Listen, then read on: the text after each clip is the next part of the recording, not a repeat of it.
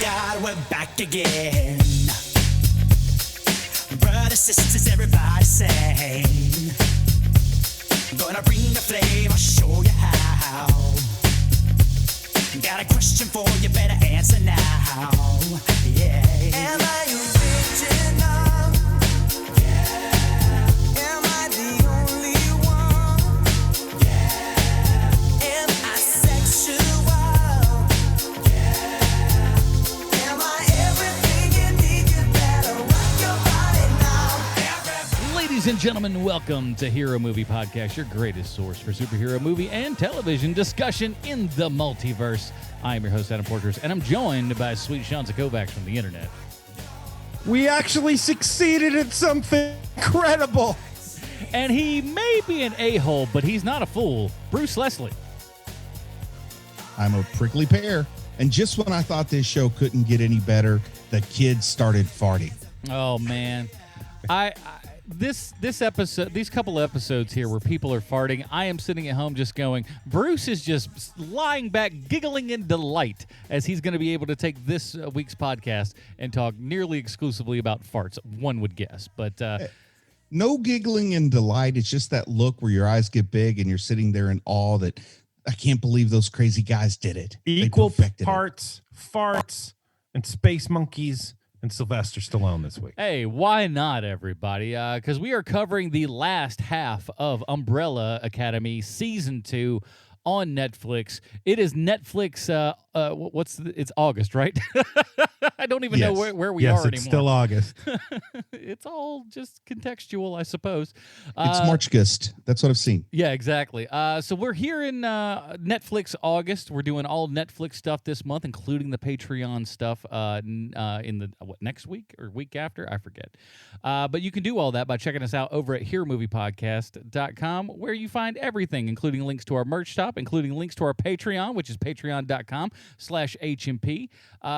We just did something a couple of days ago with our patrons, and it was very ad hoc, last minute kind of thing, and we got a good number of people in there where we just had a Zoom meeting with all of our Patreon people, man. So everybody kind of came and went, and we all talked and had a good time and shared some stories, shared some laughs, and maybe a little bit of feelings as well. Were there feelings, Bruce? You showed up for a minute. No feelings. No, it was a feeling-free zone.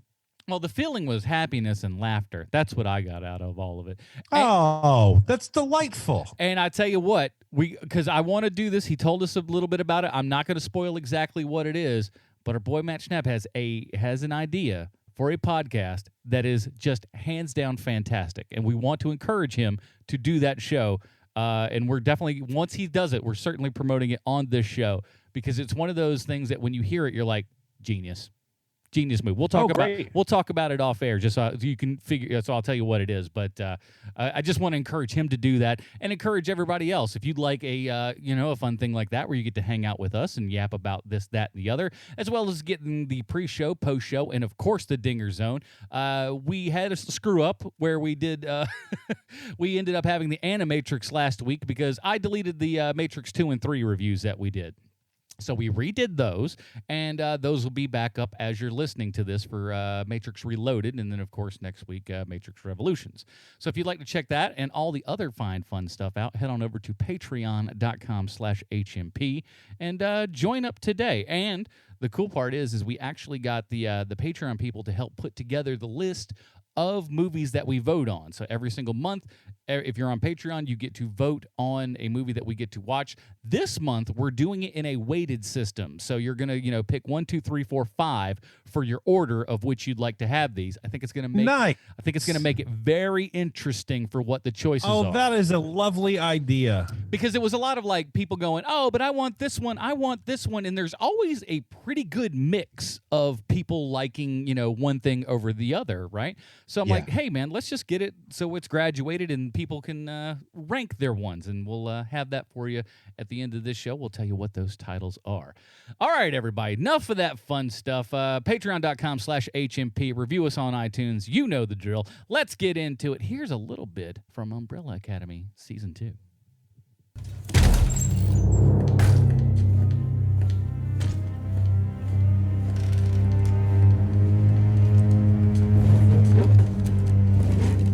Not only have you burglarized my lab, set my chimp loose, conned your way into the Mexican consulate, repeatedly stalked and attacked me, but you have, on numerous occasions, called me...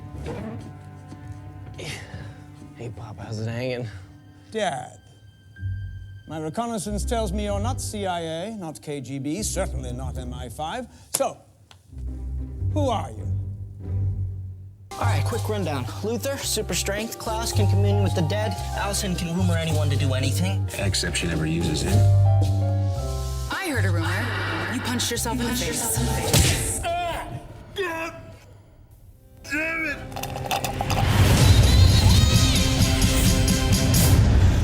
Alrighty, that was from Umbrella Academy Season 2 on Netflix. Check it out right now. Well, we've done it many a times, and it's part of the bane of his existence, having to do multiple connections via the thing, but let's go ahead and do it.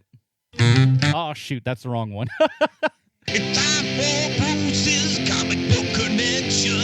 They're right beside each other, and they look exactly the same without my glasses on. Yes, it's the computer's fault. No, I said Always. it was my fault with the glasses off, that it was my fault. So there you go.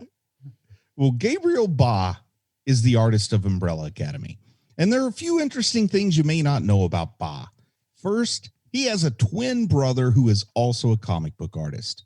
Yes, though they don't share a family name, in USA terms at least, Gabriel Ba and Fabian Moon did share a womb prior to being born in Sao Paulo, Brazil. I wonder how often twins end up doing the exact same job and both actually getting pretty successful at it.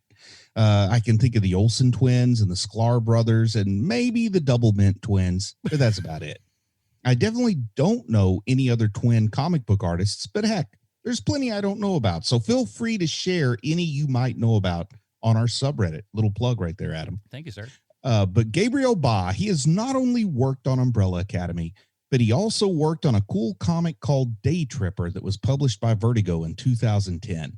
And guess who worked with Gabriel Ba on Day Tripper? Ernest Borgnine. He did, but also his womb mate, Fabian Moon. The twins shared both writing and drawing responsibilities on this title that debuted at #1 on the New York Times paperback graphic books chart when the trade was released back in 2011. Not only commercially successful, Day Tripper was also critically acclaimed, leading one reviewer to say, and I quote, "If you know anyone who still isn't convinced that comics can be great literature, here's some more ammunition for you," end quote. So what is Day Tripper about, you may ask? Well, in a bit of an oversimplification, it's about a guy who writes obituaries. So I guess you could say it's a real knee slapper of a read, but Gabriel Ba's work is not only prolific, it is also good, and he won 3 Eisners. He's been nominated for an additional 7, so if awards mean something to you, well, you've got that. But Ba's art style, at least in my opinion, is a blend of cartoon and reality that is capable of blending both whimsy and melancholy in the same panel. And though that idea may sound paradoxical to some, it serves the story of the Umbrella Academy very, very well. We've said that the casting of #5 is crucial to the quality of the Netflix show. And I'd say that Ba's art, specifically his art regarding #5, is equally crucial for the comic. The character looks quite convincingly like a 10-year-old boy, but somehow you can believe it when he starts to build up a rather impressive body count. I'm the kind of guy who's long placed my primary value in comics on the writers and the story. But I guess I'm getting a broader appreciation of that sort of stuff of life in general in my old age, because I find myself ever more drawn in, pun intended, by interesting and stylistic art. I've even been collecting comic art for the last few years, and I started out with some very comfortable and predictable art from Archie Comics titles. Then I got a couple of what I would call house style Batman family pages. But later on, I started branching out into some more stylistic pieces like Scotty Young and Sanford Green. And perhaps, given comic book conventions ever become a thing again, and if I'm at the right place and I find the right price, just maybe someday I can add some of Gabriel Ba's work to my laundry room wall. Oh, those 2 names alone, they sound like they would be in comic books, no less. They're very comic booky kind of names if you think about it. You know what I learned like hours ago is that Gerard Way and Joe Rogan are cousins. You know who found out that not much less than you? Joe Rogan. Joe Rogan himself, really? He didn't know until probably, I'd say maybe a year or two ago. Like, all of a sudden, it's just like, yeah, it turns out we're cousins. It's like, wow. Huh. Doesn't fall far from the tree, but even they didn't. Even they weren't super aware of that. But it's one of those where and there's a lot of that. I'll say that, at least as far as the South goes, there's a lot of that stuff. Like, I knew people that went to the same elementary school, and like all of a sudden, like in middle school, they find out they were related, like have been all along. Not just somebody gets married and all of a sudden they're related. They're like, wait a minute, you're this person's cousin? Well, I'm that. Well, there you go. We're related. It's really weird. Yeah, maybe I've had a whole lot of that where like my grandmother and their grandfather were first cousins, and we find out later, that kind of thing. Yeah, I got none of that. I know we've got a small group, and that's it. We're not finding any weirdos outside the periphery any moment. So, but strange, it happens though. Yeah, I mean, they're there. You just don't find them. That's true. They're. Oh man, what if there was another me all the way across the country? Wouldn't that be strange? All right, God wouldn't one do can that hope. to the Earth.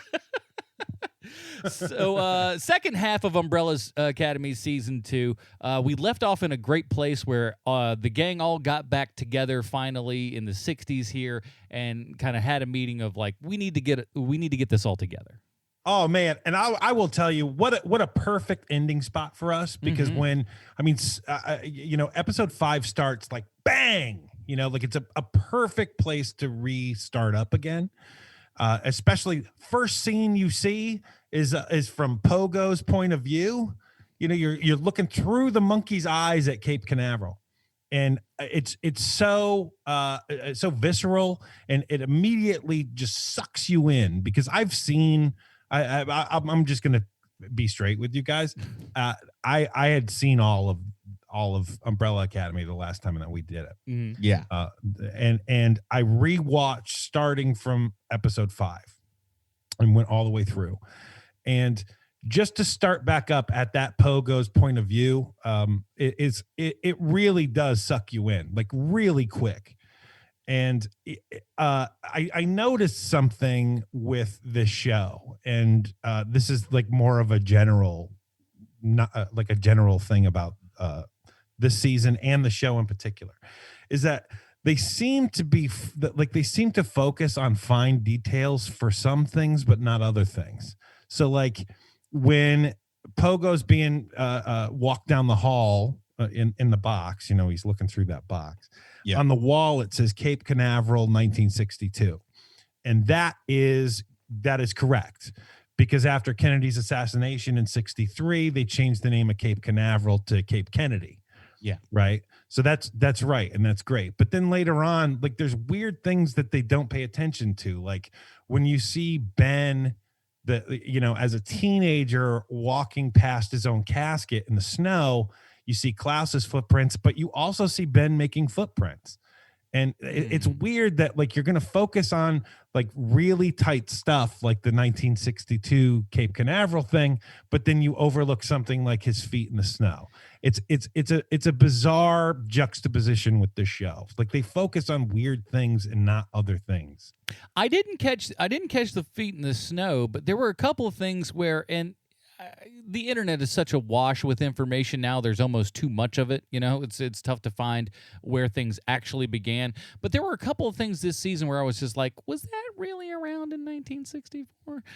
Like just the style of vending machine that we end up with at one point, the fact that they're using the little dot things for their bingo cards. I don't know that those were around in the 60s, but there were a couple of things that were they clearly not as good as the footprint thing. But I was like, for as much detail as they pay to all of this stuff, there were a couple of things where it was just like, I don't know that that's what really would have been there. But they make all the right important character moves during this. That I can't fault them for, because there was a lot of this that I was. Especially with those first 5 episodes, I was a little bit anxious with, would they actually treat the people that live in this time as the people in that time would actually act? I disagree with one thing, but keep going. Well, I mean, for instance, and we're going to jump around here. Just a quick, little spoiler for everybody. We're going to be talking about all of season 2 of Umbrella Academy at this point, and of course that includes season 1 as well, I guess. But the Vanya love story, that whole arc, which I enjoyed, and it speaks a lot to her character, and I'm sure we'll get into that at some point. But I forget what the character's name is, but the lady Sissy. She's great. The actress is fantastic, but I was afraid that they were going to, really have her kind of, just abandon her husband altogether, and I don't feel like that would have been more accurate to the particular time. And I'm glad that you brought this part up, Adam, because that is the character that it's the character that I have the most problem with how she behaves. And it's not like leading up to the sex with Vanya and Sissy. It's afterward. Yeah. Because in real life, how many times, she's a Texas farmer from 1962. How many times do you think Vanya has to say to her in real life if this actually happened, which is the dumbest sentence I've ever said? How many times do you think Vanya has to say to Sissy, look, it's totally fine. Like you have nothing to be ashamed of. Like that conversation would have been had 872 times in real life. I don't want to say the word acquiesce because I don't know if that's right. That's assuming something we don't know, but that's assuming Sissy hasn't already had a relationship with a woman in the past that she's tried to keep a secret. She's a Texas farmer from 1962, Bruce. Yeah, it does. Okay, do you want to open up hanging out in San Francisco? Do you want to open up the mailbag for all the 80-year-old Texas farm girls telling us about the secrets they have? Because I do. Me too. In fact, that should be the show. Every Texas farmer who's 80 years old, madam, please tell me your love story of growing up on a Texas farm in 1962. I can't wait, man. This is going to be the best mailbag ever next week. But because and it was a lot of and I understand the character's motivations, and again, it ended in a place that I was happy with because it felt true. But it also kind of made me dislike Vanya in a lot of ways, just because it was like okay. Let me back up for half a second. I love time travel stuff. I love it. It's my favorite jam. Back to the Future is my desert island movie. I love all time travel stuff. Everything from what's it called there? The it starts with a P. Primer. I was like, oh man, you love that movie. You can't even remember its title. Because I knew it started with a P, and I'm like, I'm going to screw this up. Primer, and then you've got Time Crimes and stuff like that. Love time travel movies. Ooh, I love time crime. And but with this, there's so much of it where you just want to and just scream at the characters. You're going to be screwing everything up by doing all of these things. And so much of her motivation throughout this, specifically really second half of this season, is so based upon she's been there 1 year, which is, enough time to get to know somebody, but you've only been, quote unquote romantic with them for we'll call it 3 days, and then you please abandon everything that you have in your entire life, and I'm going to risk upsetting all of the timeline of history just because I have a connection with this person. I just thought, to me, that's what made me kind of dislike the character. I know why that needed to happen, and again, like I said, I'm happy with where things went because it felt, organic and proper. But you are. I mean, I don't know that they're playing to stereotypes. I don't know if there's truth to stereotypes, but you are familiar with the old joke that on a second date, lesbians bring the U-Haul. Right. I mean, I'm not the one who coined that, but I've heard it from members of that community that they think it's funny. But yeah, I don't know, but I liked where it went because the whole time I was kind of going, you really are.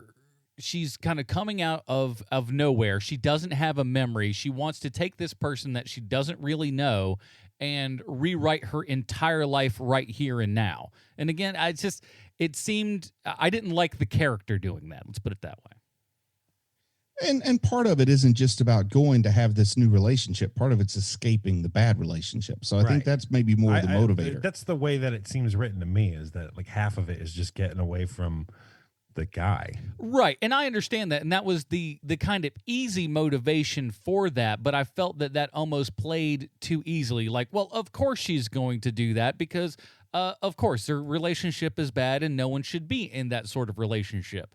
But at the same time, again, early 60s here, you're upsetting a lot of an apple cart that could really, you're kind of destroying a family, even though that family may not be perfect.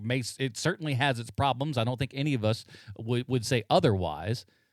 That being said, there's a special needs child involved here. There's so many factors in play. And she's like, I really, over the last year, I've really loved to, learn to love this woman. So I'm willing to, upset her entire life and possibly the future of humanity with my moves. And I understand. All right, you're rambling. So I want to get to the fact that that's another problem that I have with the family is Harlan, because Harlan, they're kind of doing that trope that I absolutely hate that started popping up in like the mid 2000s, which is the autism as superpower. Makes me insane and it enrages me. It kind of started with Rain Man. I'd say it goes back that far. Yeah. Oh, you know what? You're right. It's like late 80s. You're absolutely right. But like sci-fi trope of like autism kid, super powered. And I don't even mean when Vanya gives him the touch and he has the powers. Like he seems to be especially in episode 5, he has that thing where he's the only one who can calm her down. He's the only one who understands and sees her for who she is. I can't stand the autism trope. Yeah, it's something that we don't really understand, and instead of just saying, "Hey, there's this anomaly that we don't understand," we treat it like a superpower, and it does kind of I don't want to say lessen the person, but maybe trivializes autism a little bit, perhaps. I don't know. I think it is weird. It absolutely gives folks the wrong idea. Yes, that's why I hate it. Yeah, I think that's maybe more interesting. It's like because folks that are on the spectrum do have difficulty with people accepting that it's real, people not understanding that it is a spectrum and some folks function more highly than others. And then it just throws in the other thing. Well, if you're not like super good at counting things at a glance, you don't really have it. You're just faking and you're difficult to get along with because you want to be. So, yeah, I think it does do some harm. But outside of, the fact that it does some harm, whatever. Every trope is there for a reason. Somebody must like it. I think we can all blame Rain Man. Yeah, thanks, Rain Man. Really appreciate it. So can we get back to the space stuff since I have a whole lot? Yes, I want to hear. I'm dying to hear the Space Monkey story. All right. I know you've got some Space Monkey info. First, I got to finish off the Cape Canaveral stuff because there's so much there, right? So do you guys know how Cape Canaveral got its name? I assume there was a place called Canaveral with which there was a cape somewhere near. That was my best guess. You know what? I hate when people ask questions like that because it's like, guys, look how smart I am. I hate that. But you know what's worse is when they answered exactly right and you don't get to say anything. So please. Oh, do you know it? No, I have no idea. Oh, okay. But I've asked that question I've answered that question. I've asked that question. Well, not that question, but I've asked a question with the weapons in the holster ready to come out and impress everybody with my knowledge to have the person I asked do a better job than I could have. And that's worse than a goofy answer. Well, I just proved that you're all stupid, so here's the answer that I knew the answer to, but I thought I'd ask it and make you look like assholes, so why not? So Cape Canaveral gets its name in the first half of the 16th century by Spanish explorers. Huh. Its name is Cabo Canaveral. Heck, that sounds like fun. and it's Spanish for Cape Reed Bed. Ooh, that's all it means. And so calling it Cape Canaveral, like I've always loved the name Cape Canaveral just because, like space nerd guy. Good alliteration too. I liked I Dream of Genie. I think that's why I liked it. I like Barbara Eden. I think that's why I liked it.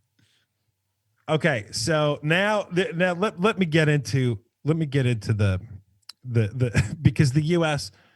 has shot a bunch of monkeys into space, right? Like we know that. But I was not aware until I did a little bit of digging last night. Like I wasn't aware just how tragic most of it is. Like you only hear the good stuff, you never hear the bad stuff. So this is what I found out last night. I have a prepared statement. Here we go. So the U.S. first shot a rhesus monkey named Albert into subspace, which is 39 miles or 63 kilometers, in a V-2 rocket in June of 1948, which I didn't realize they were doing testing that early. That's kind of crazy. I want to stop you at real half a quick second here. Notice how they start with a very small breed of monkey. They're like, we'll send a rhesus up there. That's a tiny little one. That's not gonna, what and you're right, because they do start getting bigger. Like the monkeys get bigger as the testing continues. So nice catch by you. So Albert, in the first rhesus monkey that gets shot into subspace, he dies of suffocation. And this is where I want to say, like, Adam, you say they start with a small monkey. I say they start with a cheap monkey, and the monkeys get more expensive as they get more confident that they're going to return. Man, you don't want to use your high dollar monkey. why spend $1,000 on a chimpanzee when you can get a rhesus for $45? You sent Chuckles? Chuckles is our breeding monkey. What the hell's wrong with you, dude? Come on. So then in 1948, U.S. shot Albert II into space. Way to name things, NASA.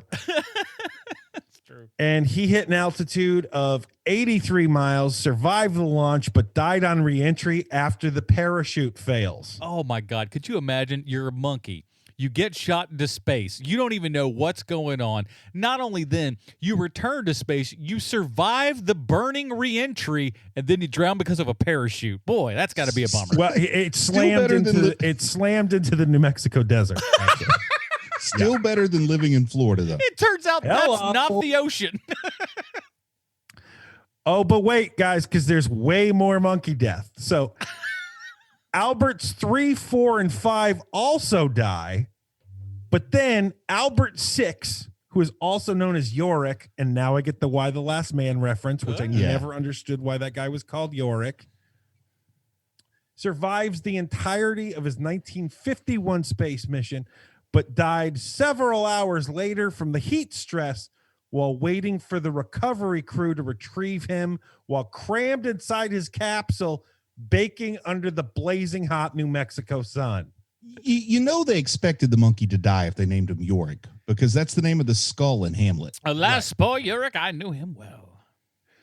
So the U.S. keeps experimenting with monkeys in the space program. Then finally, in January 1961, a chimp named Ham went on a 16-minute flight that reached 157 miles, and he was recovered unharmed. And 4 months later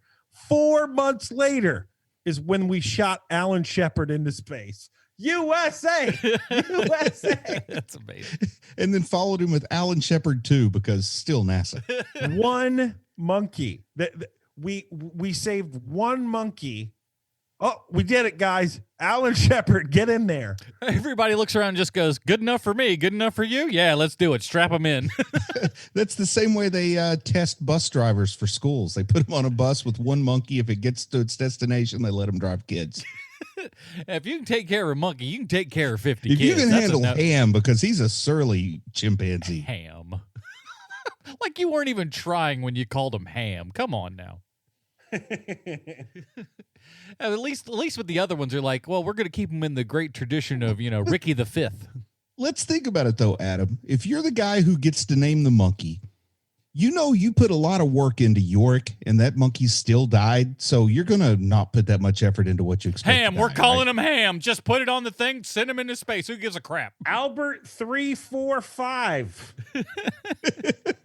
You don't want to name him something like important, so like you'll attach feelings or anything to him. So when he dies in the fiery, blazy re-entry, you're like, nah, that was Albert 5. Who gives a crap? So I watched this time around with the subtitles on. Okay. And whenever Poe goes on screen, they have all these crazy descriptors. Talks Whenever in he's monkey.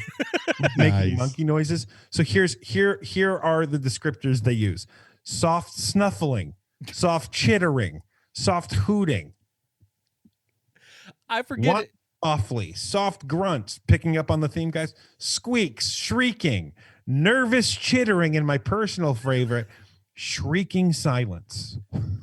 Wow. Was it one of our Patreon supporters said he did that with the Transformers, and it was Megatron like breathes intensively or something like that. Yeah. Best subtitle of all time. So when they teach Pogo, so I got a question for you guys because they Wait. teach While Pogo. we're on subtitles, before we move on, while we're on subtitles, Yeah. what did they put when all the farting started happening? I think that it was fart noises. Okay. Yeah, it just said like farts. Fart I sound. was hoping they put like, like try to describe which type because they're not all equal. Oh, like an onomatopoeia or something? Yeah. So when they teach Pogo how to operate the space capsule, because I have an actual question here, and something goes wrong, but what I can't figure out is, so is the problem monkey error? No, there's no such thing as monkey error on a spaceship. Come on. Your spaceship's built wrong if it can't land unless the monkey does something. Yeah, I don't know how much credence I'd put on a monkey to initiate a landing sequence.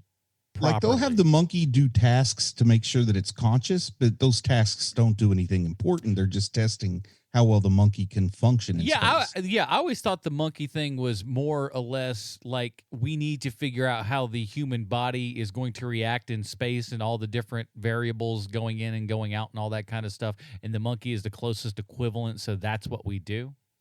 But he's definitely pressing buttons. Yes, he's pressing buttons on Earth too, like the green, the red. They're wanting to make sure that his brain still functions, that the zero gravity doesn't keep the blood from flowing and stuff like that. But here's something I got for you, Sean. Do I remember correctly? Did they have Pogo look out a window when he was in space? No. Oh, I thought they did, because the space capsules that carried the monkeys didn't have windows. Yeah, they did not. You don't want those monkeys becoming looky-loos. Keep them on task. Well, the ones that carried Alan Shepard weren't supposed to have a window, but he demanded it. So, Well, here's another question for you, because when they give Pogo, right? So Pogo dies in reentry, right? They try to resuscitate him. They can't. But here's a question real quick, though. Why do they have to, like, they've put him, let's even say it's a mile out from this place that we end up with. On that entire journey, no one wanted to give this chimp mouth to mouth to save his damn life. What's going on? do you know how few people are certified in chimpanzee CPR in 1962? If you see a movie, you've already figured it out. It's close Also, enough. I'm gonna think that there's probably not a ton of guys who want to put their mouth on a monkey's mouth. It's probably all dudes that are just like, no, I ain't doing that. Then you're going to be the guy in the office that kissed the monkey. CPR as we know it didn't come around until after this time. So That's this probably is like true. some, That is true. yeah. So this lady's like a forward-thinking monkey scientist. Take her to the lady that knows that 3-letter word that we don't understand. What the hell? Just do it. Bring the monkey there. She'll save him or not. So here's another question for you. So Hargreaves, right?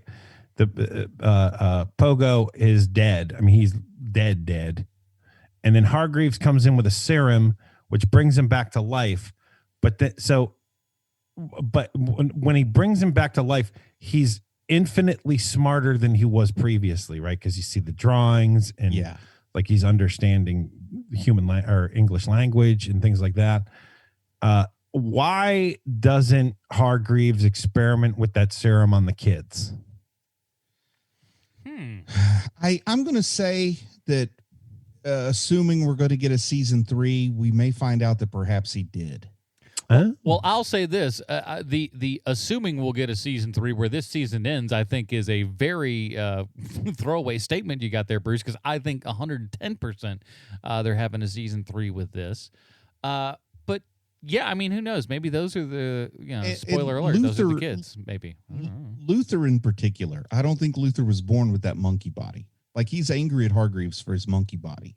Yeah. So I think that serum may have just been convenient that Pogo already had a monkey body. Like, Oh, I see. Ooh, Yeah. that's a really good call. Yeah, Yeah. he's using the same serum. You I can't think turn there him might more be something monkey. That doesn't work. And also, they no one, that's one of the cool things about it is that they never call the big guy the dumb guy. It's always Diego. Diego's the one that everyone calls stupid. Sometimes, not though, the big- Diego does some stupid stuff, so you kind of Diego understand. is a dumb character. Like, I mean, like his intelligence is lesser than. But it's interesting that they don't go with the dumb. Hey, let's put it. This is a big guy. Let's put him in the dumb box. He gets fat jokes. But yeah, they did finally make a fat joke. I talked last week in the Comic Book Connection about how this story arc in the comics had Luther being very fat instead of very muscular. And, they did kind of hint at that. Nobody make a fat joke. He weighs a lot now, and as Sean pointed out, they do show him eating in nearly every scene, and not like Brad Pitt sexy eating, but like Bruce at the buffet eating. I mean, quite honestly, there is a scene in one of these episodes where he is eating what is quite possibly the most disgusting bowl of eggs I've ever seen in my life. I know the scene. It's so that is big. awful. He's got to have like 24 eggs in there. It's awful. But something tells me that's what people like The Rock have for breakfast is a bowl of 24 eggs. Like nothing but protein all day, every day. If you saw like there's a lot of things. Go look at what, because he's put it up there, what The Rock eats every single day. It'll blow your mind. There's no human being that's able to digest that much bloody food. But God knows he works it all off. But man, oh man, the sheer tonnage of food that he eats, you'd throw up every day if you had to eat all that. I bet you I wouldn't. How much cod do you enjoy? Let me ask you that. That's a personal question. Because you'd be shocked at the amount of cod that man eats. I don't know.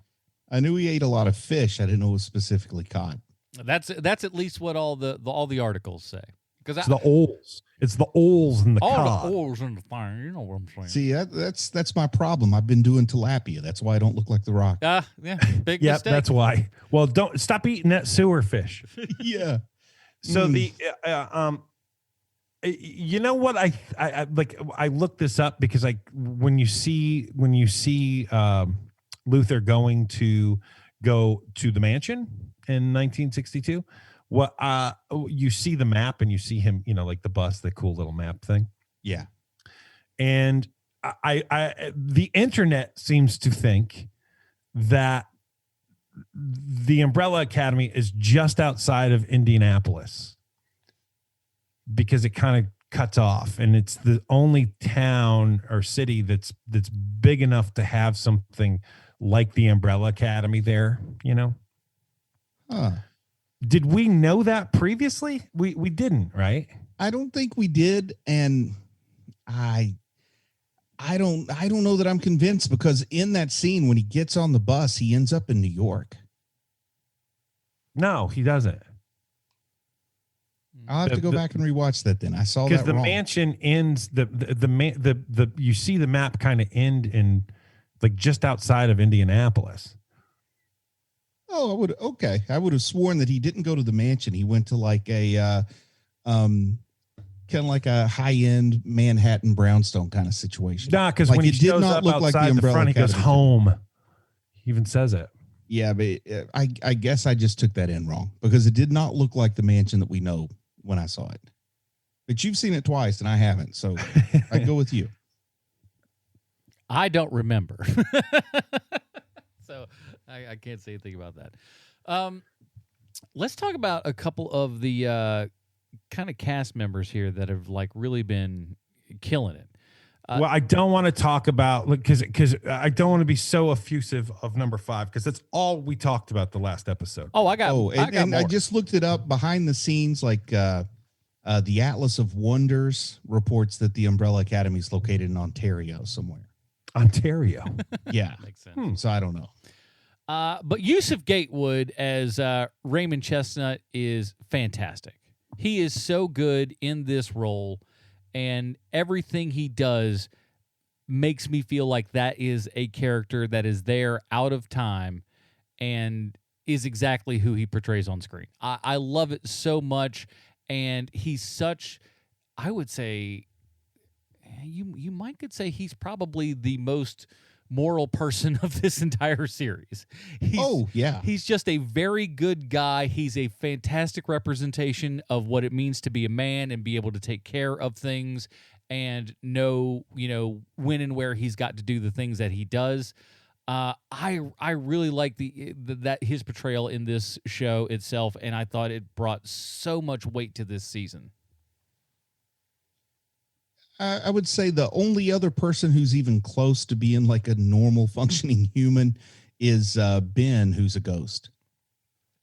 Yeah, I'm glad he kind of got his own little kind of arc here and everything. The taking over of Klaus and, trying to keep himself inside there as Klaus is trying to push him out and everything. I thought that was a lot of fun. That's a great scene. I do like it when he takes over Klaus's body and he finally gets to talk to the girl he has a crush on. And she's like, oh, yeah, sure. We've done it before.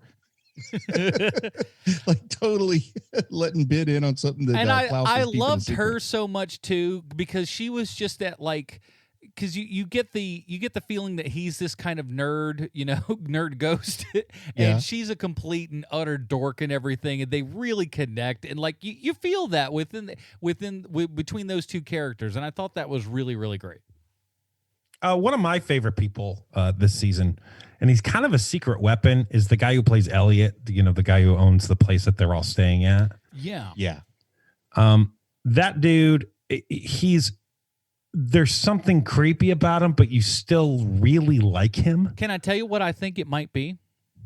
Because I had this feeling when we first see him, and you don't kind of see him straight on and everything when we first kind of meet him and everything, but he has a little bit of modern day Michael J. Fox to him. And especially because this movie has time travel with it, and that was before we even really got into super hardcore time travel. I mean, we get back to the 60s, but it's not timey-wimey as we get later on in the series itself. But I thought, man, this guy kind of looks a lot like Michael J. Fox. Obviously, it's not, but it almost felt intentional in a weird way. I don't know. Maybe that's just me reading into it. I think that he has a bit of that quality that the guy from Raising Hope, who's he's so funny and he's a character. I can't ever remember his name, but Bruce, you always remember his name. Yeah, I don't remember right now. He plays like he's a character actor who usually plays a scumbag, much like Kevin Rankin, the guy who plays Elliot in this movie or in the show. Like that guy's in like Breaking Bad. He's a Nazi, and he's in one of my favorite movies, Hell or High Water. Like he's great. I need to watch that one. Yeah. And man, Garrett Delahunt. That's what his I was. name. Yeah. Bam. Yeah. Like he's got a little bit of Garrett Delahunt in him. That and the fact that he also has sort of the same type of career where, this Elliot character is the first character I've ever seen this guy play where he's not just completely a horrible human being. And it's the same thing with Garrett Delahunt, where he just played heavy after heavy after heavy. And then finally he's playing like this lovable, dumb guy. And you're like, oh, holy hell, I like this guy so much. What did you guys think of the old man version of number 5? I was a little bit scared when we kind of came across that idea, and that it was clear that we're going to start interacting with this character, because what we've gotten so far with 5, as with young 5, is so ingrained in us as to what he's doing, how he's playing it, and I love all of that. And I was afraid that we might not really get that with this guy. And we don't get it quite to that particular level, but at the same time, you don't really want that. You don't. I think he looks way too much like Leap Day Williams. I don't know that. It's a 30 Rock joke. But he's. I thought he was really great. I like the interaction between those two. I like them both going, trying to one up the other one and be in the other one's head ahead of time, because it is exactly what you would do. So let's get into this for half a second, because here's what I kind of was thinking all during this kind of session and stuff. You guys, let's say you're the age you are right now, a young you comes through the door, let's call him 15, 16 years old, knows everything about you, same sort of situation. Do you trust that kid? Do you not trust the kid? What are your thoughts with that? Oh, I definitely don't. Oh, really? Oh, yeah. Yeah, there's no way. There's no way you trust the kid. The first thing I worry about is myself. Like, am I finally, like, have I lost that last marble? Like I know I'm not quite normal, but that's the point where I'm like, okay, now I have to go spend some time as an inpatient because I'm going to think it's a pure hallucination. Yeah, I definitely don't trust myself. But I mean, if I work for a time travel bureau, then maybe I'm a little more open-minded. Maybe you know that if you know that it can happen, that you're like, all right, fair enough.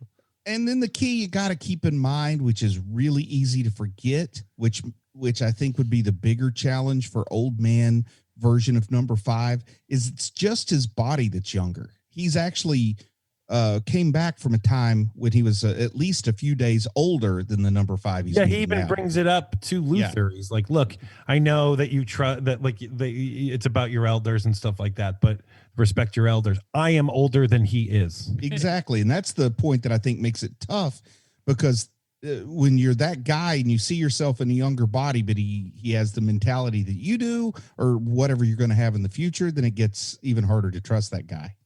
Oh man, I'm so weird, baby. I don't know. I felt the exact opposite way. I would be like, because I thought about this a good bit.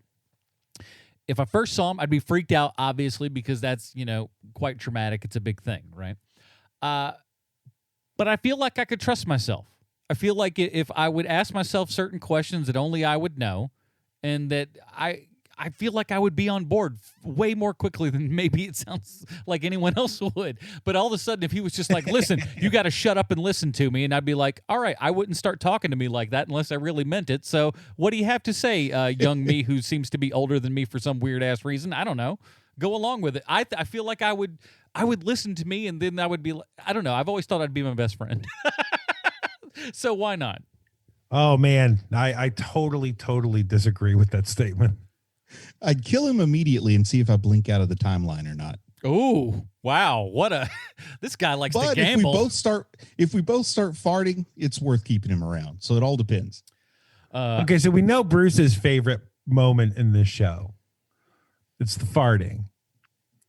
But my favorite moment, I think, it's not just, it might even be my favorite moment of the entire show, like not even just this season, but it's the moment where Vanya and Klaus are speaking in the station wagon, and she tells him what Ben had said to her, that it wasn't his fault, that he didn't go into the light, that Ben was afraid to go into the light.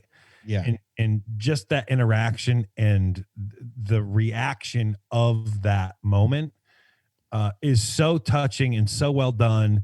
And in such a weird show like this, to have such an impactful moment is impressive. And it goes to show you that, hey, if you get two really good actors in a scene together, they're going to make some magic. Yeah, just sometimes you just got to let them go. And they were so good in this. And there's a lot of really great, just amazing character moments throughout this entire season with a lot of different cast members and stuff. And it's funny because this season is, like, for me, 10 times better than the first season was. It really, I am astounded at how much my opinion has changed on a show that when we started this season, I was like, well, I was kind of meh on the first season. Let's just do this because it's part of the show. And I don't mind doing any of that. It's never like, oh, no, I have to watch a thing for, fun times with my friends. That never bothers me. But at the same time, too, it's like, all right, well, let's get into it. Yeah, to give you an attaboy here, you didn't hem and haw like I would have. Like, man, I hated the first season. I'm probably not going to enjoy the second season. Like, you done good. So I was like, let's give it a shot. And I have just become so emphatically in love with the show by the end of this season that it astounds me. I can't believe, I don't know what, and I really, in the time between now and season 3, I will go back and rewatch season 1 to kind of just maybe get a fresh set of eyes on it and maybe change my opinion of that first season. But with the first season, it just felt like one of the problems that I had, at least what I remember, was that it felt like they were just kind of trying to throw so much in there. And you've said it, of course, in the comic book connections, Bruce, that a lot of the idea was, hey, let's take a lot of the cool stuff that we love and throw it all into, one basket and have a good old-fashioned time, right? And that's what I felt that first season was like, okay, you're trying to do this and you're trying to do that. And here's the other thing that you're getting at. Okay, I get it. But something about this season made me go, oh my gosh, I'm getting all the great elements from all of the things that I love. It became something that I held it back on to this season, something that I wildly embraced and go, this has all the great things in it. It's a great Sunday that's got all the toppings. Can we start talking about the ending a little bit here? Sure. Yes, please. Well, I guess the first question is sort of tangential to that, but it kind of comes down to how you feel about foreshadowing, because I think foreshadowing is absolutely necessary, when you're the creator, to communicate to the person enjoying either your book, your story, your movie, your show, that, yeah, you actually thought this out and you're not just coming up with whatever inspires you. This isn't from the seat of our pants, just freestyling here. So I think you absolutely need some foreshadowing, or the solutions just feel a little too convenient. But sometimes the foreshadowing is just a little too, telegraphs a little bit too much. I think it's difficult to do well. But when when number 5 first talks to the monocle back in 1960, 63, and he's talking about time travel, and the monocle says, well, maybe you start out going back in time a few seconds and then you work your way up. The moment he said that, I knew that's how they were going to win whatever fight waited at the end, was him going back a short period of time to do it right. And that's one of those things where this is a good show, but that I felt like was a little more telegraphing than it needed to be, but I don't know how you could do it any better. Well, so maybe I shouldn't be the kind of guy that just complains if I don't have a solution, but that's a thought I had on that. I had that exact same thought, but you're right, because I think the problem with it is that they introduced that idea 3 or 4 episodes before it actually happens. If it was mentioned within that episode, you wouldn't have any problems with it. And that's what's now I want to give you an example of what I thought was great foreshadowing in this show. The first time that Lila, is it Lila or Lila? The first time that Lila and number 5 are fighting in the abandoned train station or wherever it is they're fighting, he would kick her behind some objects. He'd go around there to hit her and she would be gone and she'd be somewhere else. Yeah, that's rock solid. Yeah, no explanation. You just think, man, she's super stealthy. They don't even put a sound effect. They don't give you any clue that she's using the same power 5 has. So I'm thinking, okay, I'm almost thinking that's a little bit of a plot hole that I won't swallow when I'm watching that fight. But then at the end, when they reveal that she's the Umbrella Academy Super Skrull, I'm thinking, now that makes sense. That's good foreshadowing. That's something I had almost, but not quite completely forgot about. And then when she shows up with her, superpowers. Yeah. Well, when we find out that she has, the only term I can think of is Super Skrull, because she has all her powers. Yeah. And then it makes absolute sense to me. And one thing that kind of bums me out is I don't think we got really any kind of explanation, other than the fact that we know there were more than 8 children that were born at the same time at the same place, and there were only 8 that he could locate and get. So the handler kind of did her version of what Hargreaves did. But other than that, it's weird that her powers would mimic theirs so closely. I wonder if there's more story to it. Maybe in season 3 we'll get to explore that character a little bit more, though I feel like maybe she's done with. We'll just have to see. I've got a question on your question here, Bruce, which is that Lila can mimic everyone's power, and it seems like she's able to use their powers at the same level that they can. Mm-hmm. So does that make her the alpha kid?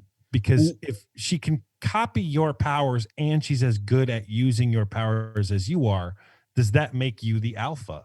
I really like the fact that you pointed out she mimics powers, because I thought she just had the combination of their powers. So I was seeing her as Super Skrull. You're seeing her as Super Adaptoid, and I like that better because that needs lesser explanation. Yeah, I never thought that she... I kind of had the same idea that Sean did. It's I know what you can do, and I can do that as well, kind of thing. I just thought that somehow something that the handler did gave her the same powers as the Umbrella Academy had, because you got to remember the handler's a time traveler, so she knew about the Umbrella Academy. Then she goes back in time, finds another one of those chosen kids, finds a way to get to do to them whatever it took to get her to have the exact power set, because she knew she was going to need her for this fight. But I think that could be. I think that's also interesting at the same time, because I think But I never be true. considered the fact that she's a mimic, because she's always using a person's own power against them. You don't see her, for example, use Rumor's power against Luther. Right. So I that kind of missed me, and I like it better now. I'm glad you pointed that out. Yeah. Because I didn't like the idea that she's just a super Skrull. That starts making me think of the end of X-Men Origins Wolverine. Oh Lord. The best version of Deadpool. Yeah. Yeah. I really love the thing that I really enjoy about our last big set piece here is just all the mustache twirling that the handler is doing in this scene. Oh yeah, she's been a great villain this season. I really liked everything that she's doing. She's like enticing enough to where you like if you were like kind of a bad guy, you'd be like, I understand why people would like that, kind of thing. At the same time too, you also know how horribly mean she is and everything, and she rides that line so fantastically well. Oh, so good. And the unexpected hero was Herb here in a lot of ways. Herb did some things to tip the scales. Yeah, Herb. Love that character. I'm gonna, if it's okay, I've got a couple of more notes. Let's hear them. All right. So my favorite line of this season by far, not even close, is, "Hey, Klaus has been here," and he responds with, "No, unfortunately, ghosts can't time travel." I love that line so much. Yeah, just looking back at it, just be like, let's not pretend like my guy is there. And to go back to what, I'll do a sandwich here, because the teenagers who are playing the Umbrella Academy in 2006, every single one of those actors are terrible. They're all awful. Yes, they are really, really bad. And at first, I couldn't understand why they weren't using number 5, because they're roughly the same age. But then I remember, because number 5, they're playing him as younger, even though he's basically those same kids' age. Right. Yeah, there's a lot while watching this second season. Again, that also makes me want to go back and watch the first season, because perhaps I was a little bit too flippant with some things, and I'm just going like, I'm not 100% sure where the hell we are with some of this stuff, but okay, sure enough. just to further answer your question, Sean, I don't think number 5 was at Ben's funeral, because number 5 had already blinked himself forward. Oh, you're right. That's exactly what happened. Because he comes back in time at the same age body as when he left, even though he's not at the same time. That's right. Oh, and I will say this. Can you imagine if number 5 was in that scene, just how terrible the rest of them would look? Oh my God. But so here's the thing that I found very interesting is Vanya has gone 180 degrees the opposite direction. So when we see the funeral scene, tons of bangs. And then outside of the funeral, bangs be gone. And I'm pretty sure that the 13-year-old actress that plays Ellen Page is about 2 inches taller than Ellen Page is. Probably. She's so good. I mentioned it in the last episode, but again, I think Ellen Page, she's the top star build on this show, and there's darn good reason. She's fantastic, and I love everything that she's done just this terrific. year. I love Ellen Page, but she's short. She can't. Oh help no, it. she's a short. very tiny person. There's nothing to Act taller. Yeah, can you give it to me bigger, please? So again, bad touch, good touch, because the kids being terrible. Like, why are you overlooking that? But then they have like a really nice touch, like the fact that the 3 Swedish hitmen constantly are vacuuming all the cat hair around the house that they stole from that old lady. Like every time you go back to that house, you see them cleaning because there's so many damn cats in that house. Oh man, cat people. What can I say? Sorry, cat people. I love you, but man, oh man, you can get crazy with the number of cats. Yeah. Right. then I love the Swedish cover of Adele's Hello. Oh, Now I've got a question about all the cover songs, man. Like there's so many recognizable songs, but we're hearing cover songs. Like there's the Adele cover in Swedish. There's another cover in the finale. Now I don't remember what the song is, but I Wicked really Game. like. Yeah, Wicked Game. Like you can't do that better than Chris Isaac. Is there a financial reason that it's less expensive to use the cover? Okay. Yeah, it's much.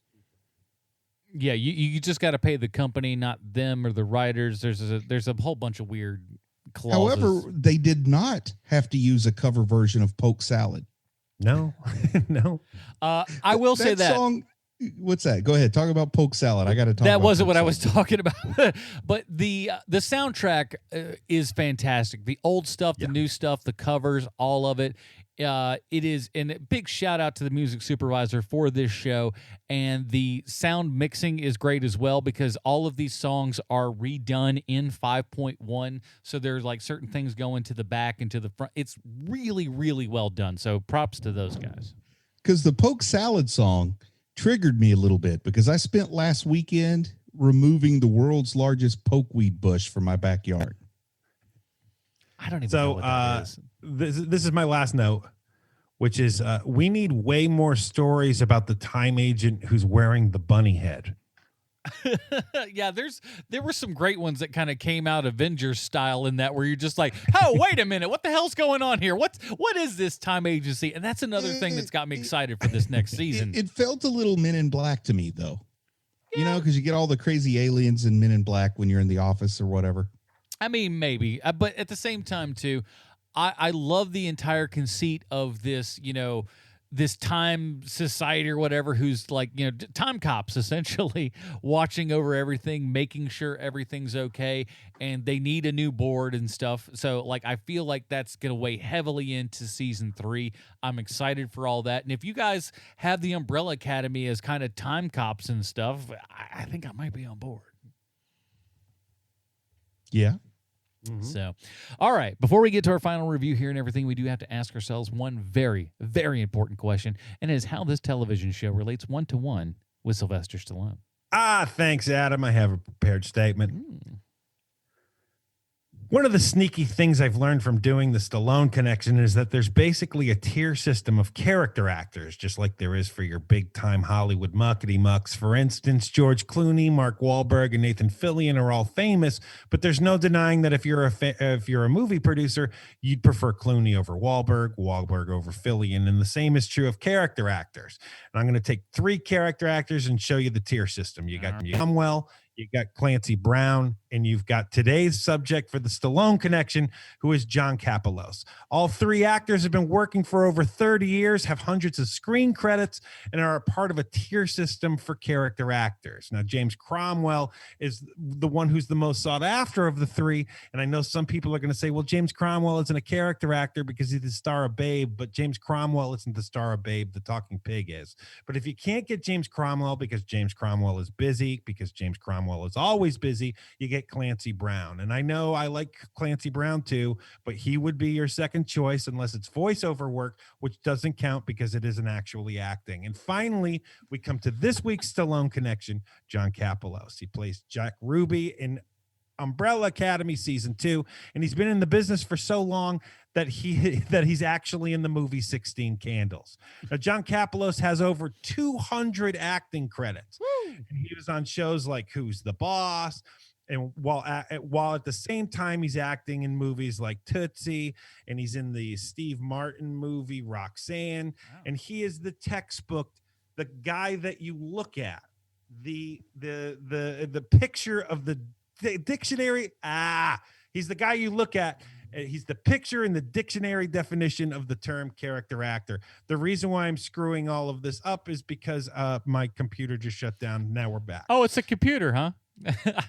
So I got to poke back. I'm sorry. It's a defense Poke mechanism. salad. Poke.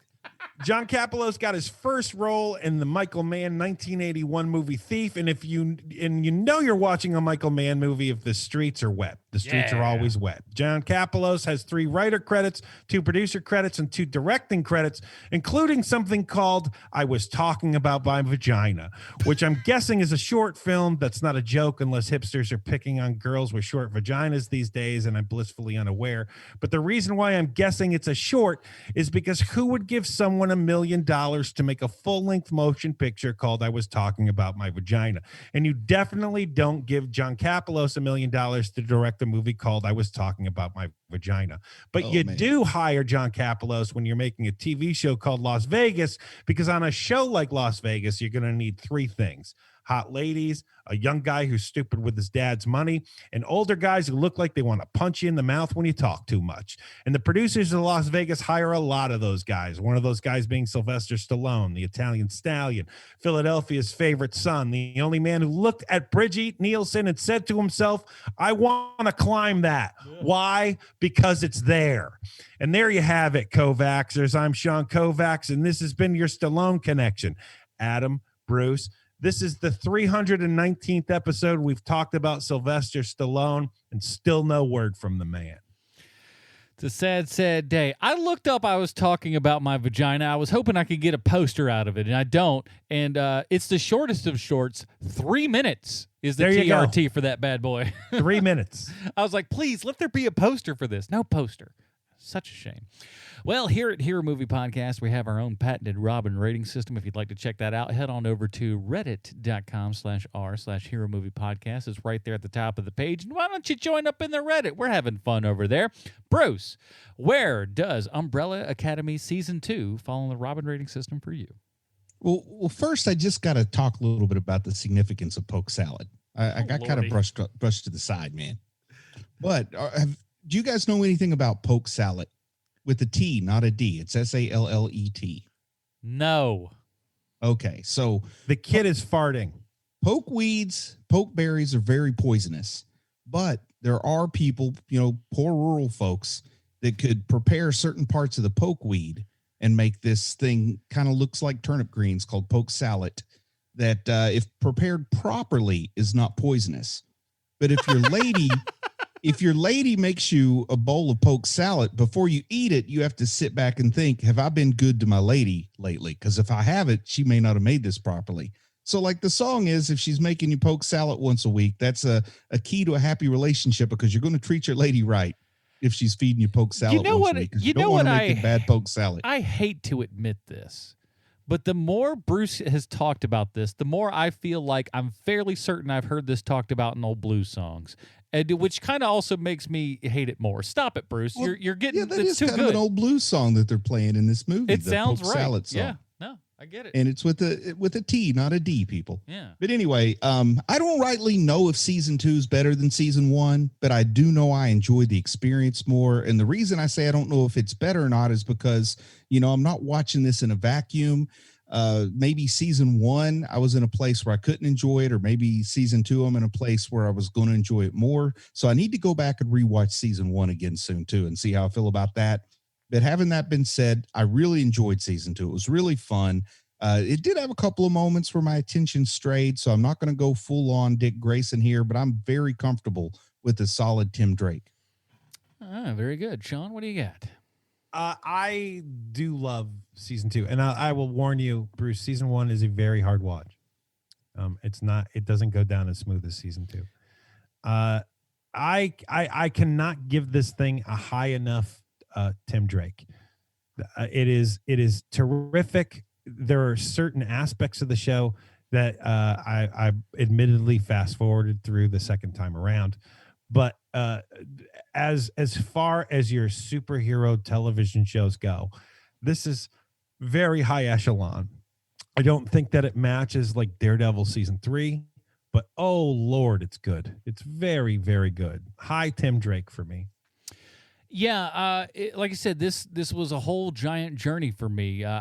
If I'm to venture a guess, I don't remember off the top of my head, but if I'm to venture a guess, I would think that I put Stephanie Brown for season 1. And I can't believe I'm here saying this today. I'm going all the way to Dick Grayson on this bad boy. I loved this season. I loved everything about it. I had a blast with it. Nary a time was I reaching for the phone to figure something out. I love the soundtrack. I thought the acting and storyline was fantastic this year. I really enjoy the time travel aspect of everything, and I feel like there's a very good chance that could show up in season 3 a whole lot more. And I went from a show that I was worried about going into season 2 to watch it to going, I can't wait for season 3 at this point. So it colored me shocked. I wouldn't have put myself in this category, but I'm absolutely glad that I am. And hopefully you have too over there at Netflix. And unless Netflix breaks the mold for what they've been doing, season 3 will probably be the last. It seems like no matter how good a show is, they like to cut it off after 3 seasons. Well, it's because of contracts, but I think that they can fix that in this case because you got Sparrow Academy. Ooh, oh, yeah, that's true. There you go.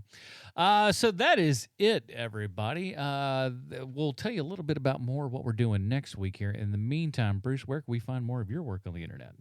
You can always go check out Chubby Wizard. We had a good time talking about a lot of folks getting fired over at DC Comics this week. So go listen to Chubby Wizard for some comic book talk.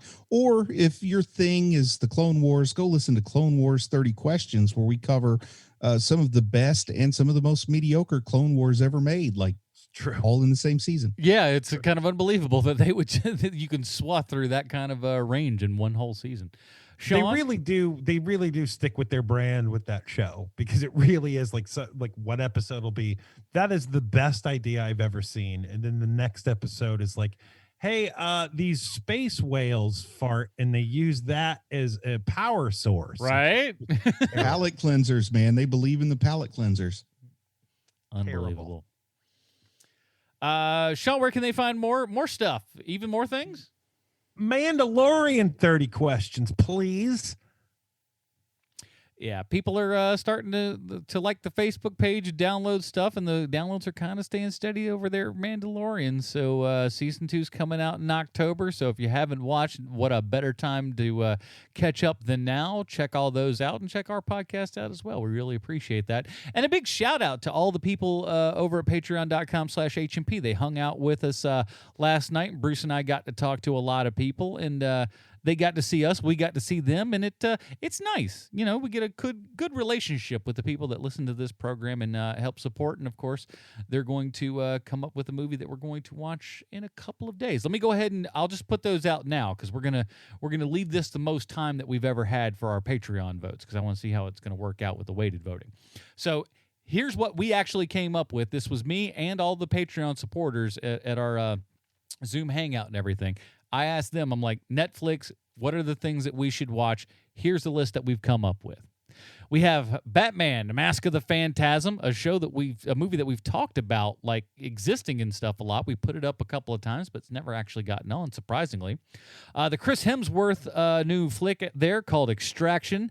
Dennis the Menace. There's a She-Ra cartoon that I hear that Bruce and Sean will really enjoy, having been fathers. That's what I'm to hear. I don't know any better.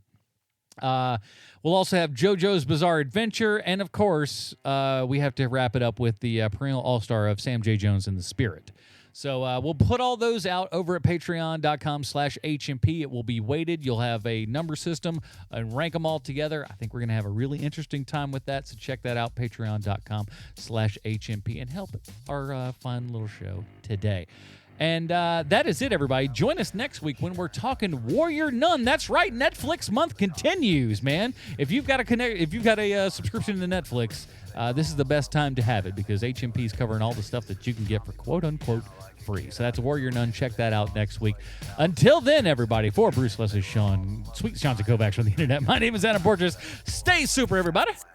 Bye, Marty Neely. I don't mind the sun sometimes, the images it shows. I can taste you on my lips and smell you in my clothes. Cinnamon and sugar and softly spoken lies. You never know just how to look through other people's eyes.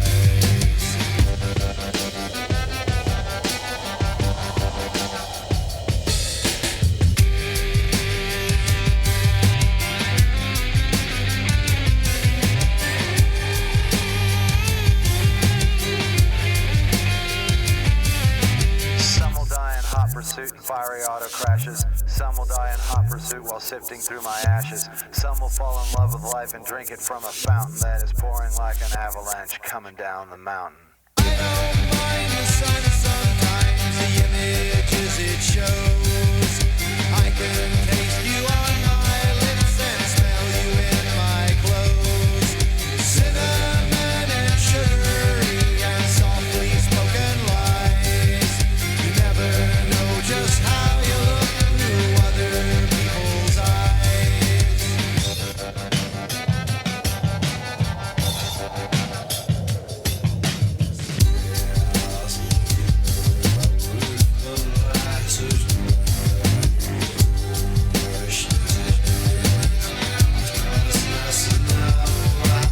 Another Mikey took a knife while arguing in traffic. Flipper died a natural death, he caught a nasty virus. Then there was the ever-present football player rapist. They were all in love with dying, they were doing it in Texas. Ollie caught a bullet, but it only hit his leg. Well, it should have been a better shot, got him in the head. They were all in love with dying, they were drinking from a fountain that was pouring like an avalanche, coming down the mountain. I don't mind the sun sometimes, the images it shows. I can taste you on